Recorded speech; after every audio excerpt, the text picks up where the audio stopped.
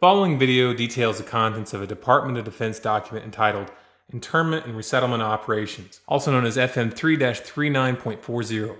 The document is 325 pages long and it is signed by Joyce E. Morrow, Administrative Assistant to the Secretary of the Army. It was created in 2010, however, has just been recently leaked to the public via the internet and can now be downloaded from multiple sources. In the description below, you'll find a download link for the document. I strongly encourage you to download it yourself and to verify everything that's being said here. The document outlines military procedures for internment and resettlement of civilians, and it describes the layout and the administration of these internment camps. It clearly states on page 38 that it applies within U.S. territory, and it specifically addresses the detainment of U.S. citizens, as is indicated by the identification procedures for new prisoners on page 146, which states that social security numbers are to be recorded alongside their photograph and fingerprints. Included in the list of organizations which may be involved in these internment operations are the Department of Homeland Security, FEMA, the Department of Defense, and the United Nations. On page 56, the document outlines the responsibilities of psychological operations officers within the camps, among which it states that a PSYOP officer develops and executes indoctrination programs to reduce or remove antagonistic attitudes and identifies political activists. On page 281, the document goes into more detail regarding the role of psychological operations within the camps, specifically in regards to pacifying the population and ensuring cooperation.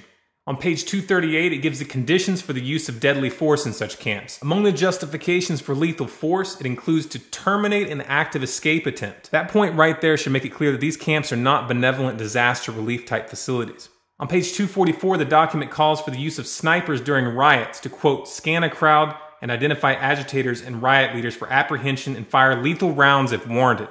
On page 260, it shows the basic layout for a facility focusing on detainment. It is depicted with interrogation areas, tribunal areas, and mortuaries. Each detainment facility is designed to hold 4,000 prisoners, and they are depicted with multiple levels of barbed wire separating compartments within the facilities, with a double barbed wire fence enclosing them, and watched over by 24 guard towers. On page 261, the document depicts the layout for what they call civilian resettlement facilities, which are designed to house 8,000 people.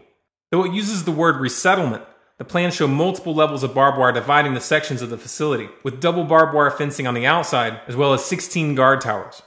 On page 262, the layout for facilities designed for what they call non-compliant prisoners is shown. These camps are designed to hold up to 300 prisoners, they have 3 interrogation centers, and are guarded by 13 guard towers. Now, if there's any question whether these plans are active or just theoretical, this should be settled by the fact that the U.S. Army has been running ads for job positions in these camps since 2009, and apparently, they're still hiring.